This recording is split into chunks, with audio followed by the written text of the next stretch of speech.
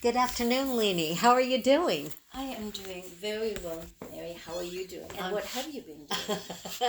um, busy on a lot of different things, but hey, I want you to tell the story about something that happened to you just recently that I think is so incredibly sweet. Well, I had a beautiful red bag at my door, and when I peeked inside of it, there was a beautiful French bottle of wine, some wonderful cheese. Oh, it was so good. I can't pronounce the name of it. There were smoked fish, and there were probably a little chocolate flan. That was what it Oh, was, yeah. And wow. it was so good. So I had all of that this morning.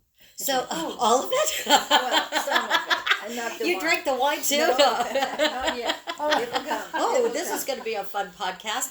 So, did you know that that was arriving, or was No, that a I total did not. surprise? No, but I do know who did it. So it was Oh, really wonderful. Yeah. you know what? I I felt very think that blessed. especially during these times right now, when I especially feel so up and down and angry and upset about things going on in the world, to do something like that for a neighbor or a friend and anonymously, just Yeah. leaving things, Yeah. I think could really change my attitude of my day Yeah. I tremendously. think so. So Yeah. thank you for that. I'm going to do something for Well, somebody. that's a good idea. I may join you. Okay.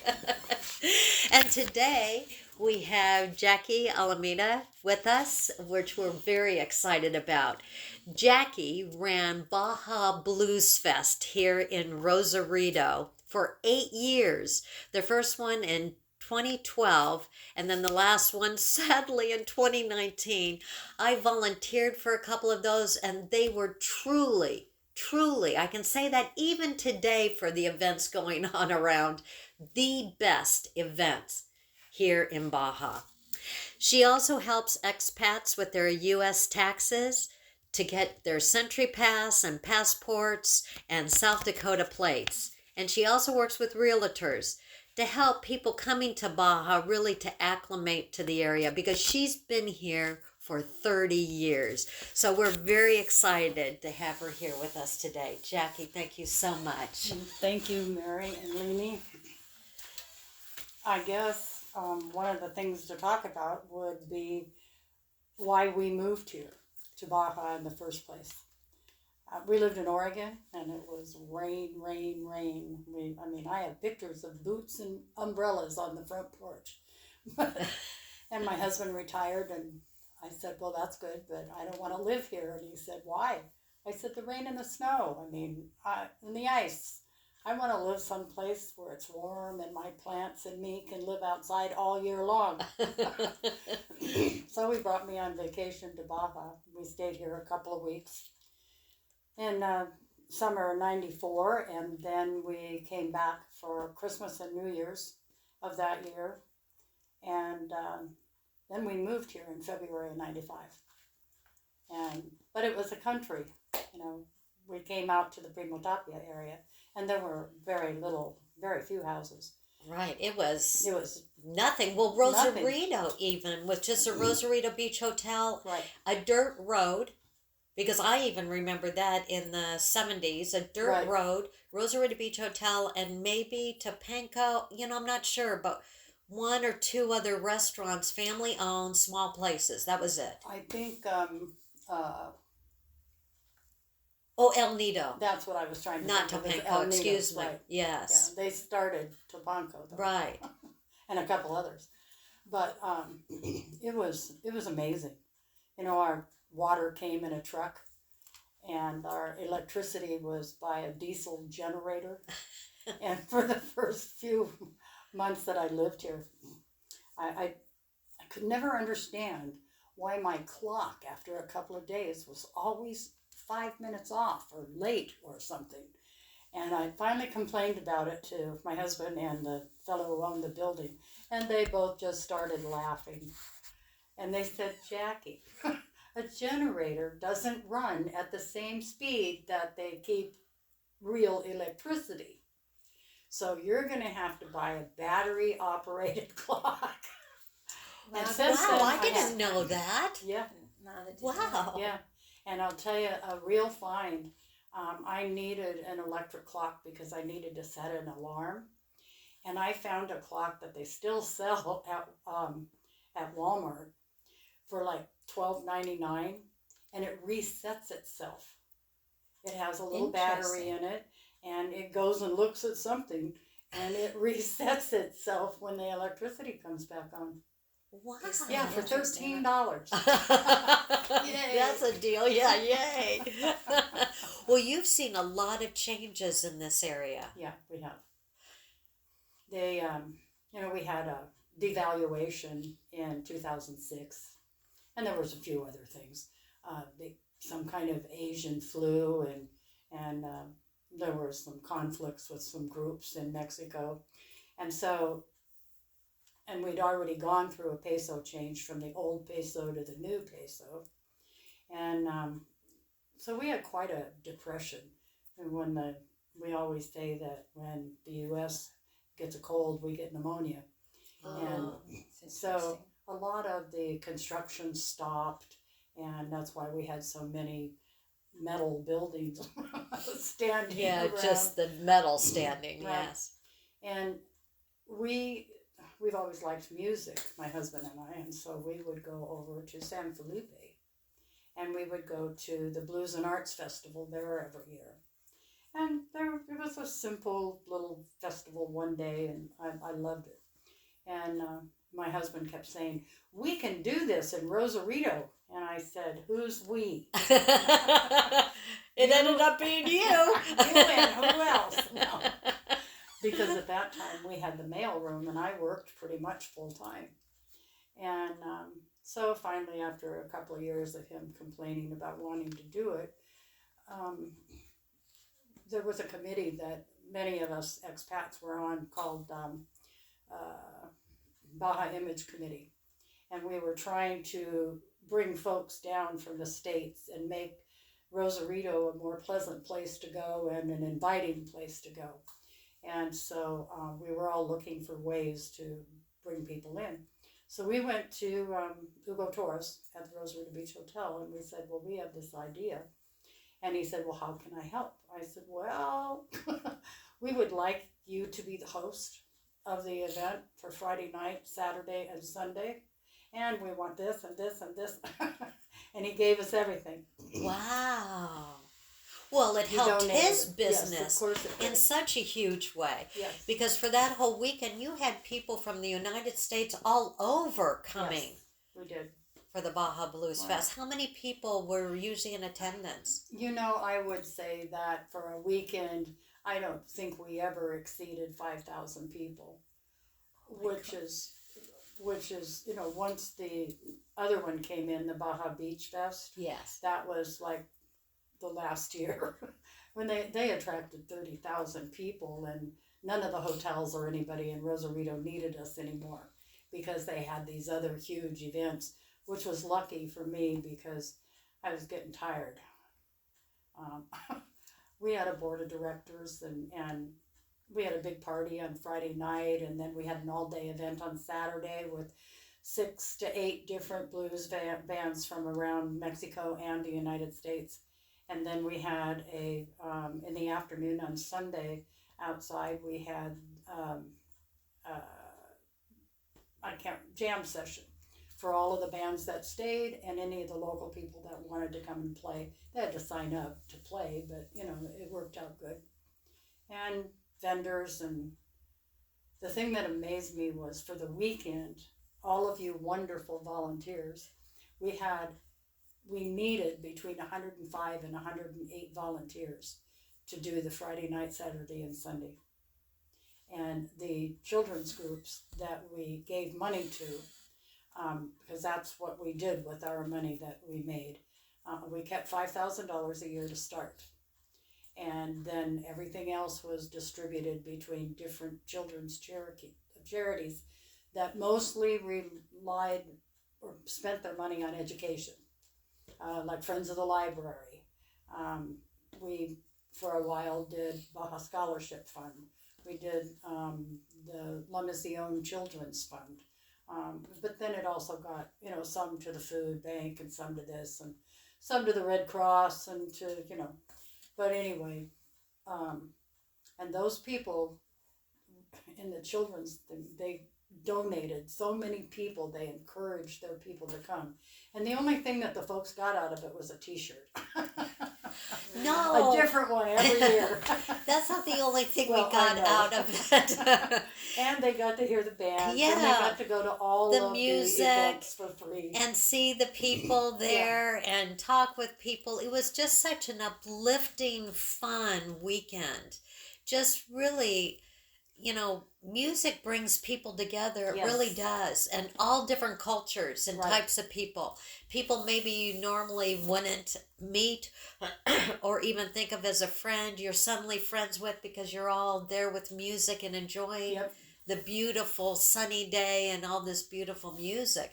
But the fact that you also did this incredible event for so many years that really, I think, brought this community together in big ways and then also gave back to the community is such a beautiful thing. Really, you help so many different organizations that are really still doing work. Friends of the Library Oh, still yes. today. We had, Rosarito actually had 5 libraries, but only one was functional. The rest of them, the other 4 had been damaged and, how people do. And we got together with, it was kind of interesting how it worked. There's an artist, Nancy, I should have, her last name's on the tip of my tongue. She was married to a very famous world surfer, and they spent a lot of time here. And she's an artist. She's got artwork that hangs in ollies, and she does all kinds of stuff. And she works with the taggers. And so we got together with her in order to get these libraries put together.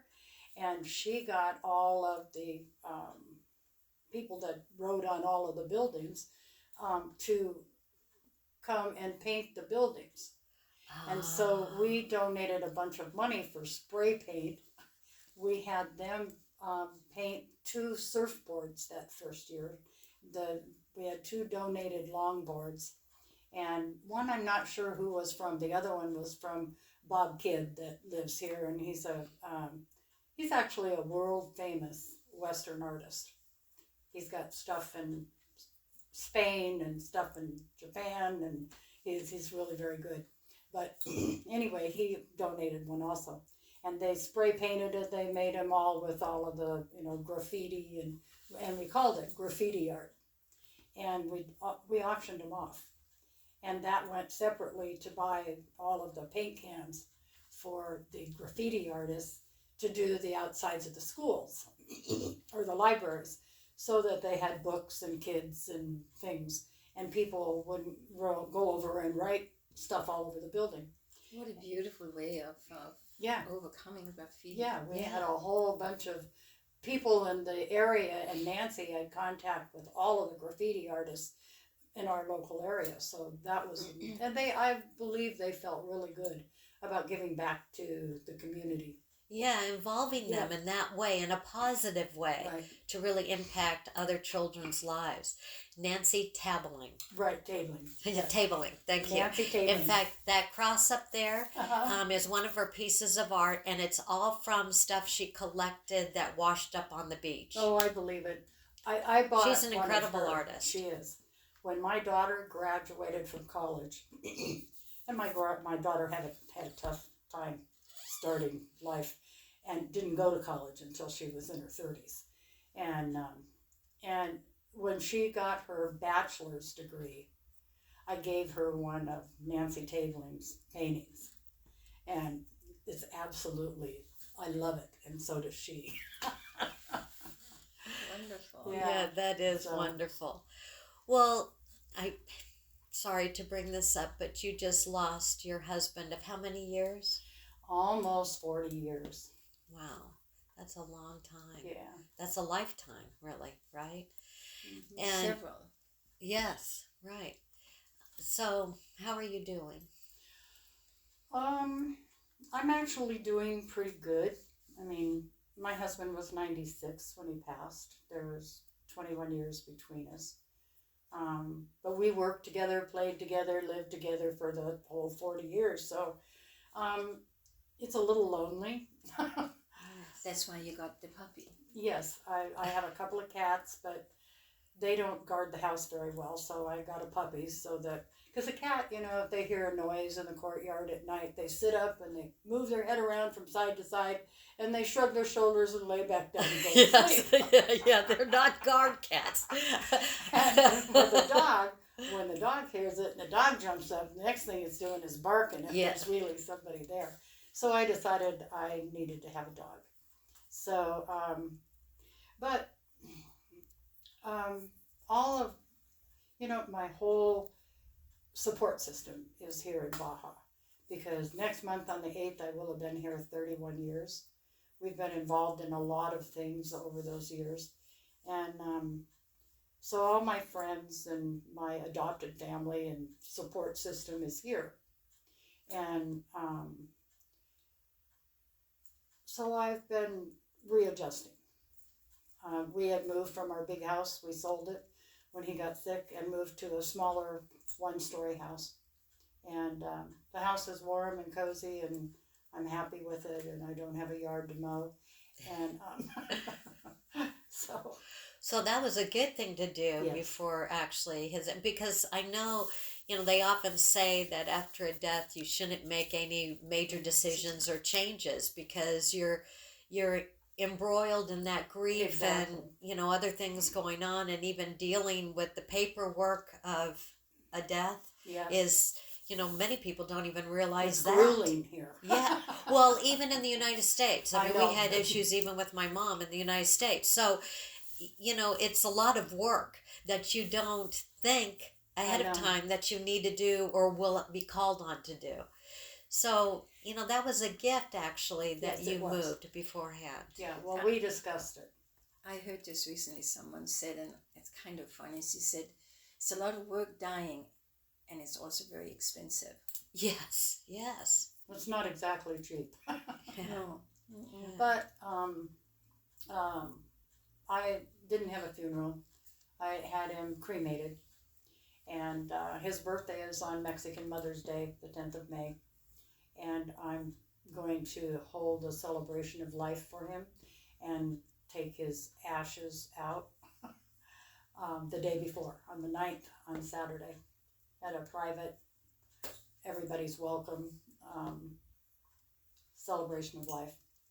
And because that's what we talked about and that's what he wanted. And so we'll have a band and we're going to do a potluck because I'm not rich. So everybody who comes, bring something. Come and ring the door with your elbows.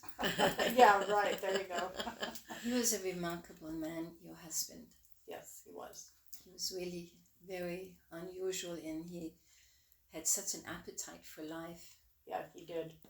He was an entrepreneur from the time he was 9 years old. So a real go-getter. Oh, yes. But, But that's you as well, though. well, I think that's how we meshed so well in our life. Is we both are, well, you can do something for just so long and then you get bored and you need a new adventure. And it's like you've hit a little wall there and, well, how can we make this better? Or how can we change it up to make it exciting? And we were both that way. So Oh, that's beautiful. it worked good for us. So that is a loss then, having a partner like that. Oh, yes. I mean, yes, it is. so what advice would you give to women who in that situation today? Anything you've learned from that, or? Well, you certainly want to discuss it all with your spouse. A lot of times, especially many of us who live here, who are expats, we know what's going on with our health. Yes, there are some people that things happen to suddenly, like they have a stroke or they have a heart attack and never having had heart problems before. But a lot of us are growing old and we know what the health issues are. And you need to discuss it with your husband and or your spouse. And what are you going to do? Are you going to sell the house and move to the United States? If you have a bank trust, how are you going to do that? You know, Preparation. yes, you have to make the steps. And one of the things that I really think is very, very important is that you have a local primary care physician. I agree. And because if not, and most people don't know this, if you don't have a doctor on the scene to sign the death certificate, it's mandatory autopsy in Mexico. So I know a doctor who's a really good guy who works with the what do they call them, the coroner. Yeah, coroner or the mortuary. Yeah, or but they work with the coroner. He works with the coroner. He signs a lot of death certificates. And get this, his name is Juan Valdez. Oh my gosh, okay. And he's a younger guy. I'd say late mid-40s, something like that, maybe early 50s. And when he first came to our house and we made the introductions and set up everything with him, the first thing he said to me was, I don't have coffee and I am not from Colombia.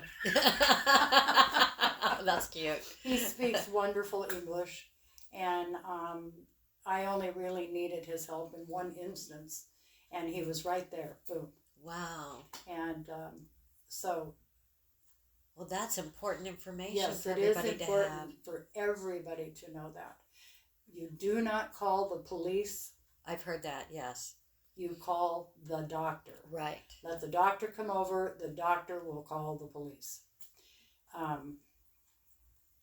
Because the police, if you call them immediately, they have to investigate, and it could be seen as a homicide rather than just a sudden death. Right. So there's that whole rigmarole that then happens here and slows everything down. Right. Whereas if you know that your husband has been ill or or is soon to die, right? Or you are, or you even know that you woke up beside them and they had passed, that you didn't do anything. Right, exactly. Yeah, you definitely called the doctor. Yeah. That's great advice. Thank you. Jackie, how did you deal? Grief is such a private thing in that we all grieve very differently. How did you handle your grief? What did you do to help people? At first, I didn't do anything. First off, my best friend died, Lana. Yeah. And I was up there and where she was and down here, and then Marty had this surgery in July, and I had Lana didn't have family here, so it fell on me to do the paperwork and make well, sure no, about the things. family did that part, but it was the celebration of life. Oh, that was huge. Yes, that was a huge event you did. And I got to the point where I couldn't handle it all, and I'd say to the neighbor, will you guys go over and take care of those clothes in the closet? I don't have time to go and do that. Will you do this? But I went around to the different restaurants where I go a lot and where Lana went a lot, and I hired them to do this and that, and then I insisted that they donate something, like a case of wine. You know, it's like, come on, guys. Look at all the wine we drank in your restaurant. Donate a case of red wine, and then I'd get somebody to donate white wine. The band donated their time. We had to pay for the canopies and stuff. But so I was doing all of that, and then Marty was in and out of the hospital, and then he had the surgery, and it was just crazy. And when he passed away at the end of October, his daughter had come in on Thursday, and he passed away on Monday. And it was unreal. You know, probably went into and I'm trying to be strong for his kids who are calling and doing this and doing that, and you know, and then not able to really stop and reflect and to take care of yourself and to grieve. Yes. Because there was just so much you had to handle and deal with, and other people you were thinking about. And I'm trying to be strong for everybody. Well, 2 weeks after he died, some stray dogs killed one of my cats, my favorite cat. Oh. And I was like devastated. And it was the straw and the last straw on the Right. camel's back, and Right. man, I cried. I broke down crying. I think I cried for 3 days. I cried for Lana. I cried for my husband. I cried for me. I cried for the cat. You know, Yes. but I finally came. Um, got to grieve some. And then I went and spent the holidays with adopted family and friends in LA, and had a very nice time. So I've just kind of relied on friends, and of course, my daughter's been here, my sister's been here, his kids have been here, so everybody's tried to keep me occupied. That's sweet. Yeah, it's really nice. In a way, I mean, I'm sorry about the loss of your cat. I know Oh, that me must too. have been so devastating. But I think sometimes the universe sort of things happen because we're not Yes. dealing with things, and then it's like, okay, well, I guess we're going to We're need to gonna do smack this. you know? But sacrificing the cat. I know. Well, I looked I at know. Marty's death. People would talk to me about it, and yes, it was devastating to lose the love of my life. Really, he was. But he was miserable. He was so used to getting out and walking. He'd walk 2 miles every day up until he was 93 years old, and he knew all the neighbors. I hardly knew any of them, but he knew them all. If they had a mailbox with us, I knew them. And he met so many people that he introduced into our lives that have turned out to be really good friends. And he went into the hospital walking with a cane and came out in a wheelchair, and he never walked again. And so, which was only 3 months from July to end of October. Maybe that's 4 months. I don't know. I can't count. But I could just see him walking over the Rainbow Bridge up the side of a mountain in the sunshine, talking to everybody.